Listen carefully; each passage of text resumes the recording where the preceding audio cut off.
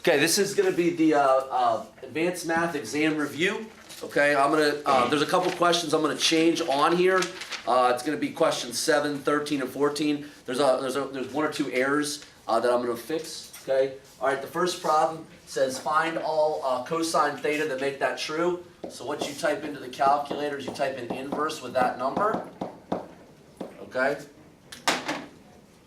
So inverse 0.6541, and you get about 49 degrees. Okay. So that's the first angle that works, is 49. So what you're going to do with that is 49 would be located right here, okay? So what we have to do is we're going to do sort of the bow tie going all the way around, okay? So that's going to be 49, all right? That means that's 49 on the inside, 49 on the inside, all the way around, okay? Now, to figure out these angles up top, what we do to get this one is we do 180 minus 49, which gives me 131. To get that one, I do 180 plus 49, which gives me 229. And to get this one here, it's 360 minus 49, which is 311. Okay? And what I'm going to do is I'm going to take the cosine of all those. So I'm going to take the cosine of 131. I'm going to take the cosine of 229. And I'm going to take the cosine of 311. Now, since my ratio was positive, I'm looking for a positive number. So I'm going to go ahead and type all those in. Cosine 131, cosine 229, and cosine 311. And as you can see, they're all the same number, basically, but the only other one that's positive is this one. So the two angles that worked were 49 and 311. Okay? Now, for this next problem, there's a mistake here. This should be negative 1.4567. Okay? Now, we don't have an inverse secant button, but we do have an inverse cosine button. Now, if I do that, what I do is I do 1 divided by whatever that amount is. Okay? And that will help me get my first angle. So I do inverse cosine 1 divided by negative 1.4567. Close those parentheses. And I end up getting 133 degrees. So the first angle that works is 133. Okay? So that would be located right here. All right, now, to figure out what this is inside, all right, this is 180. 180 minus that would be 47. It's the same thing we did up there. Okay, so all interior ones are 47. Okay, so I want to find these outside ones. I do that the same way. That's going to be 180 plus 47, which is 227. This is going to be 360 minus 47, which would be 313, and this would just be 47 there. Once again, I'm going to type in the cosine of all those, and since my number is negative, I want to find the negative one. All right, so I do cosine of 47, cosine of 227, all right, cosine of 313. And I get the negative one is 227, as you can see. It's the only one that's different there. So the other one that works is 227. Okay, moving on to the next one. It says graph 5/12 a clockwise rotation. Okay, now here's the idea. This way is clockwise. I'm sorry, that's not clockwise. Yeah, it is actually. I'm sorry. That's going to be clockwise that way. This would be counter. Okay. Now, when you go this way, it's a negative 360. When you go this way, it's positive. Okay. So what I do to actually figure that out is I take 5/12 times negative 360 degrees, okay? And I figure out what that's going to be as an answer. So I go 5/12 times negative 360, all right? Which gives me negative 150 degrees, okay? Now, if you want to come up with a positive angle there, adding 360 would put me at 210 degrees, okay? So that's going to be down into here, which is going to be 210 degrees, okay? So the degree measure, if you wrote 210 or you wrote negative 150, I would accept either, okay? To figure out the radian measure, you take that degree and multiply by pi over 180, okay? So what I got there is 210, basically divided by 180. The fraction to decimal is 7/6 pi, okay? All right. You can do the same thing with the negative degree, okay? Reference angle, here's what that basically means. That means the angle on the inside. So when I'm figuring this out, if this is 180, the difference here would be 30. So that would be my reference angle there, is 30 degrees, okay? A coterminal angle, all right? Well, we had 210 and negative 150.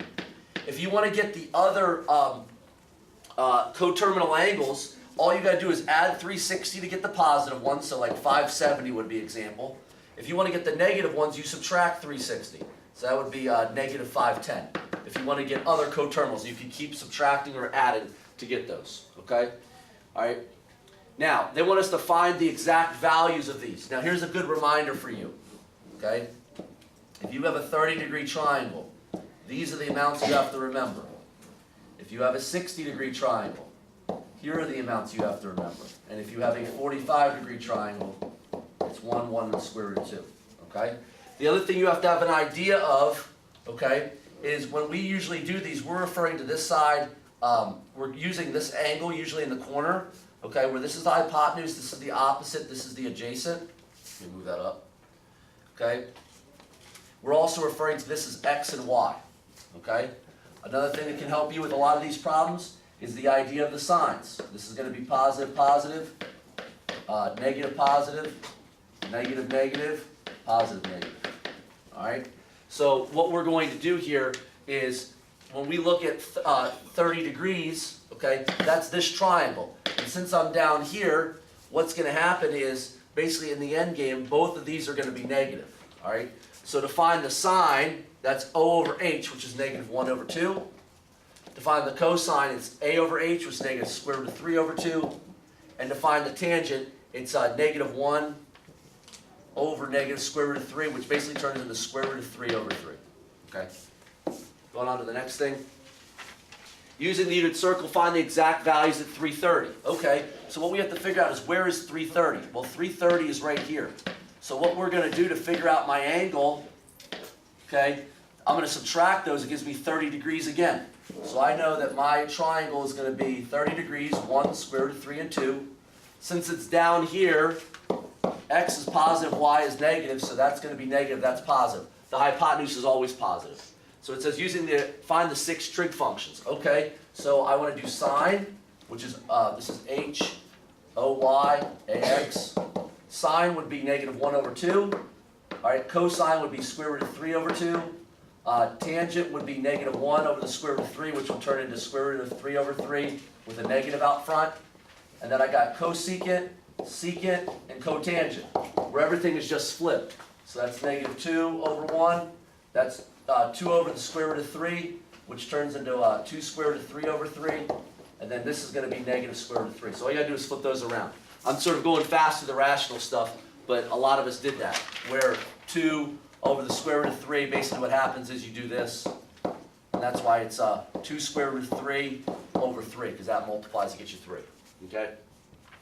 Find the trig values at the points at 2, 4. Okay, so if the point's at 2, 4, that means this is 2, this is 4. All right, what I need to do is get the hypotenuse. So I can use the Pythagorean Theorem for that. So that's 4 plus 16, all right, which is going to be 20. Take the square root of 20. That's not a perfect square root. Here's how I know that. If I take the square root of 20,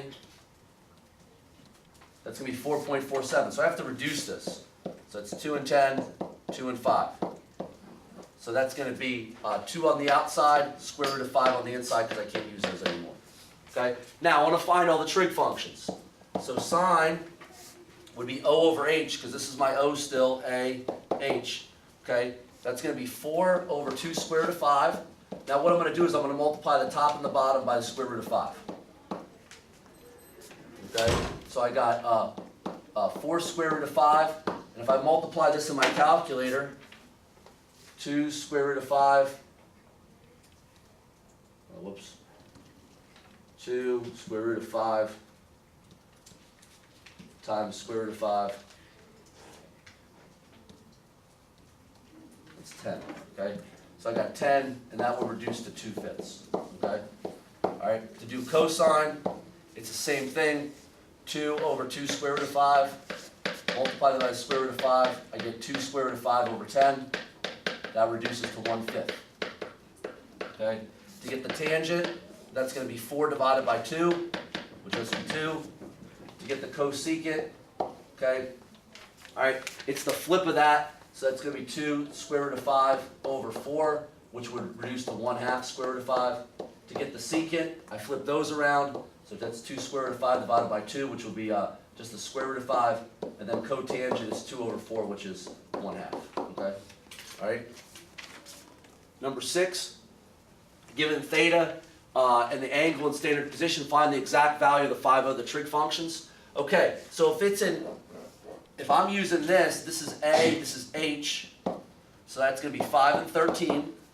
All right, using my triples, that's going to be 12, okay? Now, since it's in quad 3, that'll be down here. So what's going to be negative? These two, okay? All right, so what I want to find is I want to find sine, all right? Cosine I already have, tangent, cosecant, secant, cotangent. All right, sine is O over H. All right, cosecant is just the flip of that. All right, tangent is going to be negative 12 over negative 5, which will reduce to 12/5.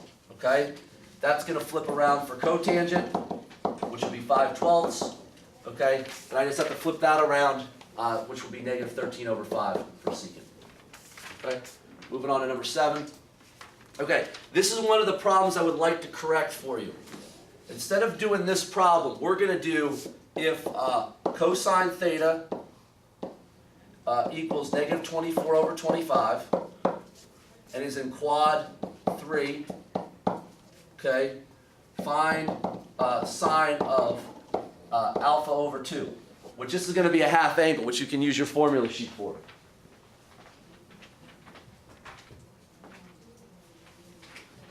Okay? So, if this is cosine here, all right, that's going to be 24 over 25. That's going to be 7. Since it's in quad 3, both these are negative. Okay?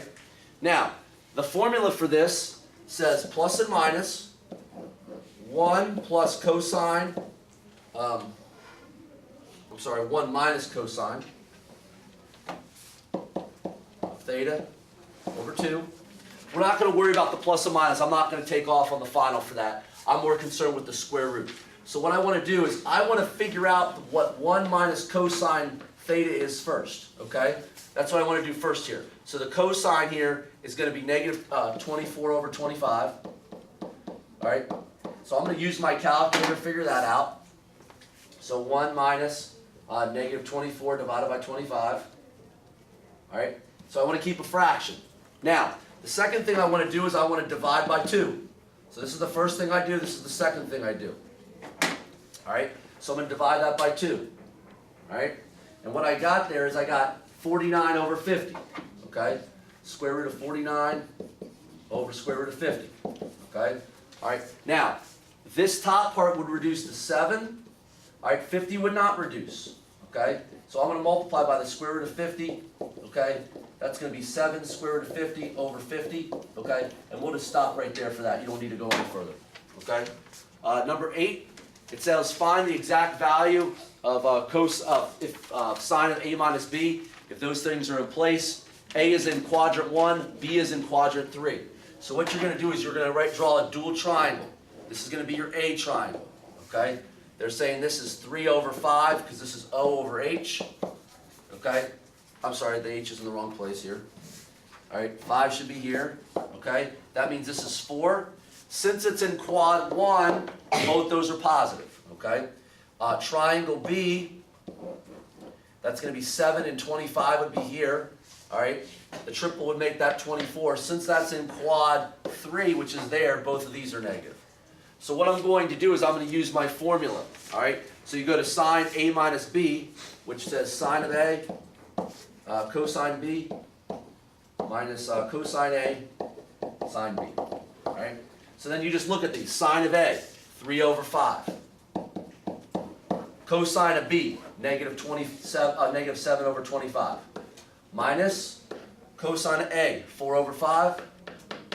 Sine of B, negative 24 over 25. And all you got to do is that becomes typing into the calculator deal. All right, so I go into here, 3 divided by 5. negative 7 divided by 25 minus 4 divided by 5, negative 24 over 25. I think I typed that in right. Fraction and decimal, I get 3/5 for an answer. Okay? So that's basically how you do that one. On to the next one. All right, number 9. It says tangent of negative 12 over 5, and b is in quadrant 2. Okay? So what I'm going to have, 12, 5, the triple makes that 13. Quad 2 is here. What's going to be negative here? X only. Okay? All right, it says find the sine of 2b. All right? So I got 2 sine of b, cosine of b. You can use the letters. Since there's only one triangle, it doesn't really matter. So what I got is 2. The sine is going to be 12 over 13. The cosine is going to be negative 5 over 13. I just type that in and I get my answer. Okay? So 2, all right, 12 over 13. All right? And then negative 5 over 13. All right, which is going to be negative 120 over 169. Okay? All right. Number 10, it says use this triangle to answer the following. Okay? Find all the missing sides and angles. Okay? A, B, C, little a, little b, little c. Okay? Now, a lot of flexibility in how you do this. Okay? So this is going to be 58. This is going to be 24, which I can then figure out logically. That's going to be 82, which I believe that will give me 98 degrees for that. I also already know this side. Whoops, at 5 here. Okay, so what I'm going to use is I'm going to use the law of sines because I have 2 angles. I can use the law of sines. So I got sine of 58 over little a, okay, is equal to sine of 98 over 5. Okay. So what happens is this goes up, this goes down, this goes over. Okay. So I got 5. All right, I got 5. Let me move this down a little bit. I've got 5 sine of 58. All right, divided by sine of 98. Okay, so it gives me about 4 there for A. Okay, I'm going to repeat that process again. So I got sine of 24 over B equals sine of 98 over 5. Okay, once again, you'll be given all these formulas. This goes up, that goes down, that goes over. All right, 5 sine of 24 divided by sine of 98. And I get about 2. Okay, I get about 2. All right, now you can use anything you want to find the area of the triangle. Since you have all these, now I would recommend using the one where it's like 1/2 AB sine of C. Very easy because you have all of these amounts already. So I got 1/2. My A would be 4. My B would be 2. My sine of 98. So once again, you just type that into the calculator and you go ahead and get your answer. Okay. So I got 1/2. Okay. Then 4. Then 2. And sine of 98. I get an answer of about 4. Okay. All right. Moving on to the next problem, problem number 11. Okay. This is going to be a law of cosines problem. Okay. So I want to find all the sides, A, B, C. I already know this is 125. Little a is 7, B, and C. All right. You should always check law of cosines first because it can be normally the easiest one. So what I want to do is B squared. That's going to be 7 squared plus 13 squared minus 2 times 7 times 13 times the cosine of 125. Okay? So I'm going to go ahead and use my calculator for that. All right? And I got 7 squared. All right? Plus 13 squared minus 2 times 7 times 13 times the cosine of 125. All right, so I'm at that right there, and then I want to take the square root of 322.39, okay? Because that's b squared, I want to figure that out. And I get about 18. So this side is 18, okay? You can use whatever you want to get A if you want to use the law of sines. All right, you got sine of 125 over little b equals sine of big A, of 18 equals sine of A over 7. What I would do there is that one move out in front. So I got 7 sine of 125, all right, divided by 18. Okay, since I'm using sine, I'm going to do inverse sine of 0.3185, and I get an angle degree of 19. And I can use reasoning here. That's 134. I think that's going to make this one 46 degrees. Okay. Once again, for the area of the triangle, I would maybe want to do 1/2. Then why don't you stick with that AB sine of C? Since you know everything already over here, you can apply those. All right. So that's going to be 1/2, 7, 18 sine of 46. Okay.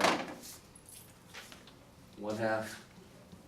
You can use anything you want there as far as the combination. 1/2, 7, 18 sine of 46. Then you get 45. Okay? Anywhere sort of close in there is going to be fine. Okay, moving on, number 12. It says 6 foot 6 inch boy measures the angle of elevation at the top of a tree at 35 degrees. He then measures the distance to the tree at 25. Find the height of the tree. Okay, so this can be a little bit tricky, but here's the idea: is that you sort of got to draw a triangle that looks like this. Okay, all right, where you got the tree is going to go from here all the way to the bottom. All right, but what you have to do is this is what you have to do for this. You have to do 24 is the height, the distance to the tree. Okay, this is 35 degrees. So what you're going to do is the distance from here to here is going to be like 6.5 feet, because that's how tall he is.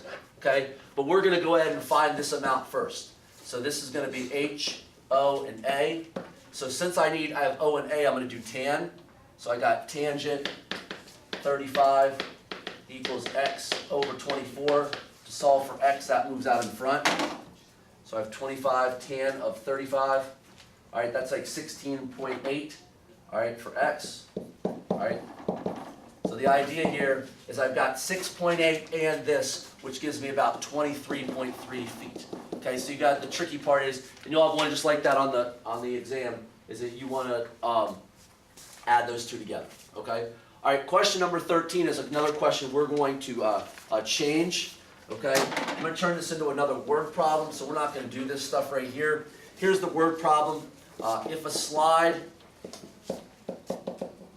is 40 feet off the ground, all right, and the slide is 75 feet long, all right, what is the angle of elevation? Okay?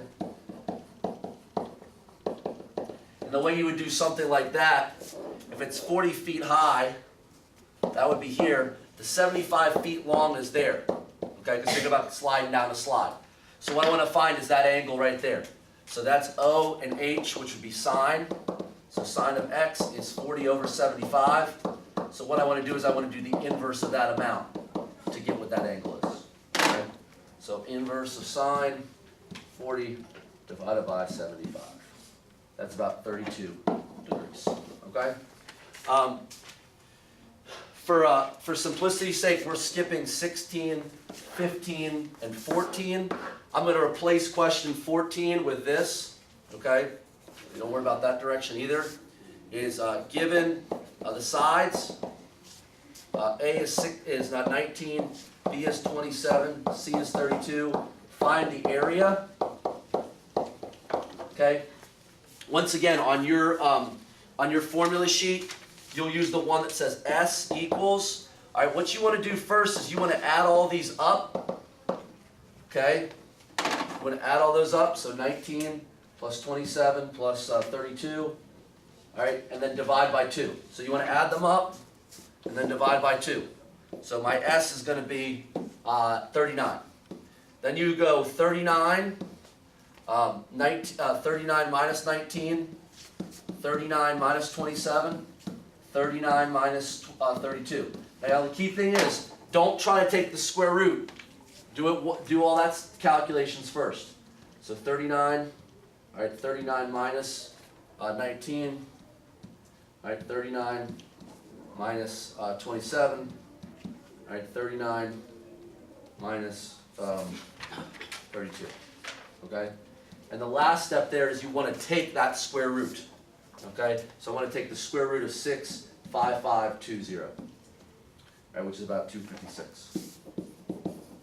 Okay, so make sure once you get done, you take the square root, right? Okay, so this last part is going to be on graphing. Go ahead and do all of these right here, okay? All right. We're not going to worry about reflection. We're not going to worry about that. All right, we're going to look at amplitude. Our amplitude is going to be 1. All right, amplitude's always positive. All right, to get the period, I do 360 divided by 4 in this case, which would be 90. I have no phase shift, all right, because there's nothing there. My vertical shift is -3, okay? All right, so what I want to look at is what's going to happen to my base angles. All right, since it's sine, all right, 0, 360, okay? I'll have 90, I'll have 180, and I'll have 270, okay? Those are the x amounts. The y amounts are those typical things. So what I want to do, if you want to figure out what the base amounts are, sine of 0, sine of 90, sine of 180, sine of 270. Okay, so as you can see, those are 0, 1, 0, -1. Okay, all right, now, what's going to happen here? Well, to my values, this divides them all by 4. So I'm going to have 0 and 90. I'm going to have like 22.5. I'm going to have like 45. And I'm going to have like 67.5. Okay? This thing right here, I'm going to multiply all these by -1. So that's going to be 0, -1, 0, and 1.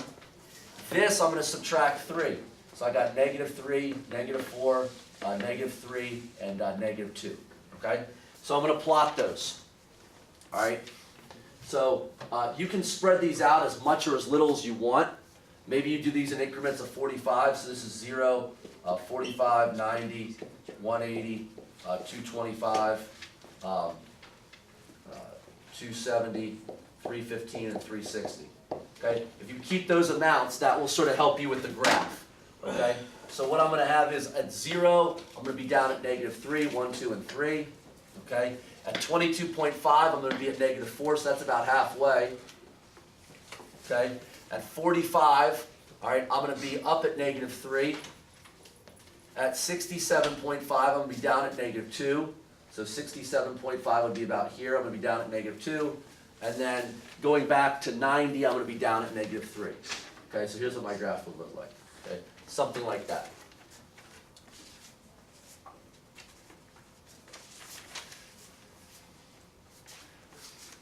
Okay, so on this one, if you want to figure out what that is, it's a degree. You're going to be you do pi times 180 over pi. So basically this is going to be 180 degrees. I'm not going to worry about reflection. My amplitude is going to be 1.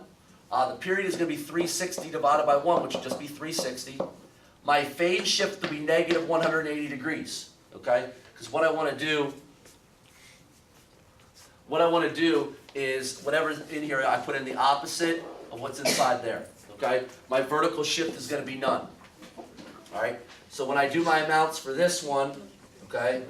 When I do my amounts for this one, these are the x's and y's, 0, 360, 90, 180, 270. You can type in those amounts the same way you got the other ones. Cosine 0, cosine 90, cosine 180, cosine 270. Whoops. Cosine 0, cosine 90, cosine 180, and cosine 270. All right, so those are my amounts that I can start with. 1, 0, -1, 0. Okay? Now, the only thing that's really going to get affected here is going to be my angles, because my angles are going to be subtracted by 180. So I'm going to have -180, 180, -90, 0, and 90, okay? Nothing's going to happen to my values. So if I'm using these as 90, let's say this is 90, 180, 270, all right, where these are moving in increments of 45, all right, sort of just like up there, all right? 45, 90, okay? All right, and then this would be, let's say this is 360, okay? Also negative 90, all right, negative 180, okay? All right, so concept here is at negative 180, all right, where am I going to be? I'm going to be up at 1. At negative 90, I'm going to be at 0, okay? All right, at, where am I going to be at? 0, I'm going to be at negative 1, okay? At 90, I'm going to be at 0, okay? And then at whoops, that shouldn't be 360. That should be 180 there. Okay, I don't have a lot of room for this on this one, so that's going to be back up here. So my graph is going to look like something like that. Okay, so make sure you. Let me clean that up a little bit because that seems like a lot of numbers sitting right in there. Okay, let me clean this up so you can see. Okay. All right. So for this one, I started out 0, 360, right, and that ended up being negative 180 and 180.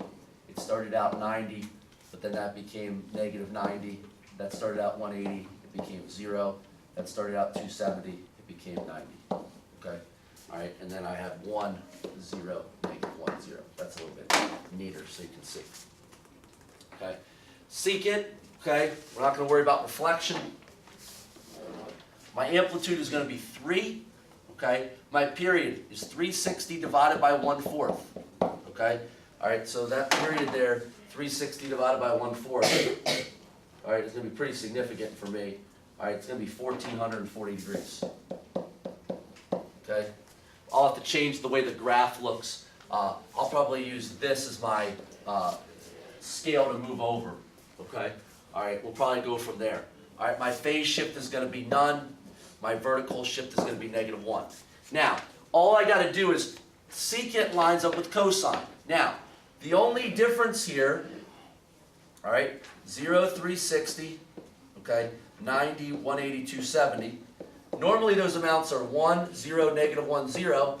The only difference is these zeros now are going to be undefined, okay, because basically everything flips over, all right. Now, if I want to deal with my values first, that times